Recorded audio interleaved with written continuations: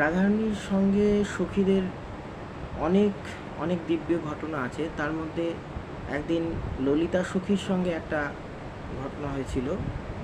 এই আমাদের যে রাধারানী এবং শ্যামসুন্দরের সঙ্গে যে অষ্টসখীরা আছেন, এরা তো ঠিক ওই রসগোল্লার যে শিরা হয়, মিষ্টি শিরার মতো সবসময় আরও আনন্দ বর্ধিত থাকে, বর্ধিত করতে থাকে গোবিন্দের এই লীলাগুলোকে।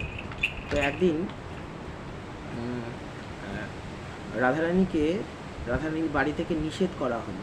জটিলা এবং কুটিলা বললেন যে তুমি একদম বাড়ি থেকে বেরোবে না, কারণ এই যে বৃন্দাবনে যে কৃষ্ণ, এর বারবারন্তি যত দিন যাচ্ছে বেড়েই চলেছে, তো তুমি বাড়ি থেকে একদম বেরোবে না। তো যেহেতু রাধারানীর বাড়ি থেকে বেরোনো বন্ধ হয়ে গেছে, সেই জন্য রাধারানী কৃষ্ণ বিরহে ব্যাকুলিত হয়ে পড়েছেন, আর সেই জন্য মর্মাহত হয়ে মনের দুঃখের কথা ললিতার কাছে বর্ণনা করলেন। ললিতা দেবী বলছেন যে নিশ্চয়ই আমি গোবিন্দের সঙ্গে, কৃষ্ণের সঙ্গে দেখা করার ব্যবস্থা আমি করব। ললিতার অনেক গুণের মধ্যে একটি বিশেষ গুণ ছিল যে রাধারানী এবং শ্যামসুন্দর কোথায় কখন দেখা করবেন এই ব্যবস্থা তিনি আয়োজন করতেন। তিনি অত্যন্ত শাস্ত্রজ্ঞ এবং অত্যন্ত সুশীলা প্রকৃতির ছিলেন, যার নির্দেশ স্বয়ং রাধারানীও পালন করতেন। এবং রাধারানীর বয়োজ্যেষ্ঠা, রাধারানীর থেকে একটু বড় ছিল। তো এখন ললিতা দেবী একটা ব্যবস্থা করলেন। কি ব্যবস্থা না, মনে মনে চিন্তা করলেন যে রাধারানীর শাশুড়ি এবং ননদকে বলা হবে যে আমরা একটু পুজো করবার জন্য একটু পুষ্প চয়ন করতে যাব। তো যথারীতি ললিতা দেবী রাধারানীর শাশুড়ি এবং ননদ দুজনকেই বললেন যে আমরা একটু পুষ্প চয়ন করতে যেতে চাই, তো আপনি কি আপনার পুত্রবধূকে আমার সঙ্গে দেবেন? তখন বলছেন এখন পুষ্প চয়ন, এখন তো পিতৃপক্ষ চলছে, আর পিতৃপক্ষে তো কোনো পুজো কোনো কিছু হয় না। তো তখন বলছে যে হ্যাঁ, পিতৃপক্ষ হচ্ছে এটা ঠিক, কিন্তু তার সাথে সাথে আরও একটি পুজো এখন খুব রীতি আছে, যে পুজোটা করলে স্বামীর কল্যাণ হয়, পতির মঙ্গল হয়, এবং শুধু তাই নয়, আয়ু বৃদ্ধি হয়, সংসারে আয় উন্নতি অনেক বাড়ে, সংসারে কল্যাণ হয়। সেটা হচ্ছে সূর্যদেবের যে স্ত্রী এই সন্ধ্যা, এই সন্ধ্যার পূজা, সন্ধ্যা সূর্যদেবের যে স্ত্রী, এই সন্ধ্যার পুজো। তো এই তখন এই কথা বলা মাত্রই তখন বলছেন ঠিক আছে, যদি আয় উন্নতি বর্ধিত হয়, সংসারে কল্যাণ হয়, তবে অবশ্যই যাও।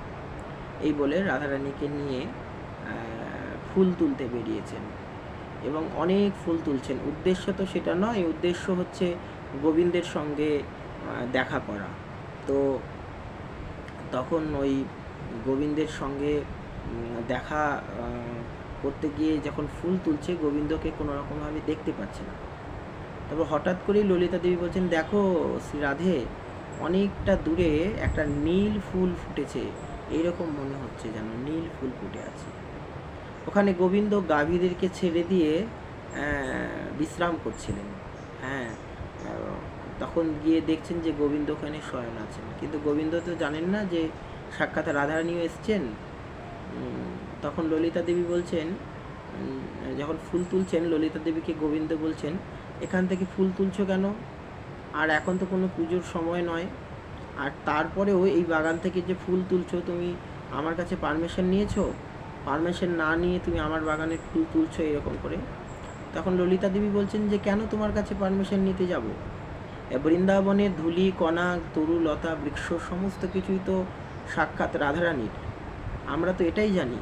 তো সাক্ষাৎ রাধারানীর যে বস্তু, সেই বস্তু আমি তোমার কাছে কেন পারমিশন নিতে যাব? তখন গোবিন্দ বলছেন যে না, এই বৃন্দাবনের সমস্ত কিছু যাই কিছু করো না কেন, আমাকে অবশ্যই তোমার কেবল অনুমতি নিতে হবে এবং আমাকে কর দিতে হবে। যখন এই কথা বলেছেন, এদিকে রাধারানীর দু নয়ন দিয়ে গোবিন্দকে দর্শন করা মাত্রই দু নয়ন ধরে এক ফোঁটা এক ফোঁটা করে অশ্রুধারা বইছে, আর সেই অশ্রুধারার মধ্যে এক একটা চোখের জলের কণার মধ্যে গোবিন্দের মুখটা ভেসে উঠছে, আর রাধারানী গোবিন্দের মুখটা দর্শন করছেন, আরও অঝরে পড়ছেন। যখন এক ফোঁটা করে চোখের জল পড়ছেন, তখন গোবিন্দ দেখা মাত্রই গোবিন্দ বলছে নিকে, সঙ্গে সঙ্গে রাধারানীকে দর্শন করলেন। এবং শ্রীমতী রাধারানীর সঙ্গে গোবিন্দের দেখা হলো ওই ফুল তুলতে গিয়ে, এবং ললিতা সেই দেখা করবার ব্যবস্থা করিয়ে দিলেন। তো এইরকম সখীদের সঙ্গে গোবিন্দ এবং রাধারানী অনেক হাস্য কৌতুক লীলা রয়েছে, যেই লীলাগুলো আমাদের ভক্তিকে আরও বর্ধিত করে, যেই লীলাগুলো শ্রবণ করলে আমাদের ভক্তি আরও বর্ধিত হয়, আরও বেড়ে যায়। সেই জন্য এই লীলাগুলো অবশ্যই আমাদেরকে শ্রবণ করতে হবে আমাদের, এবং শ্রবণ করলে সেই রাধারানী এবং গোবিন্দের প্রতি যে দিব্য উজ্জ্বল প্রেম, সেইটা আমরা কিছুটা হলেও উপলব্ধি করতে পারব। তা আমরা বিন্দুমাত্র প্রয়াস করলাম এই রাধারানী এবং শ্যামসুন্দরের দিব্য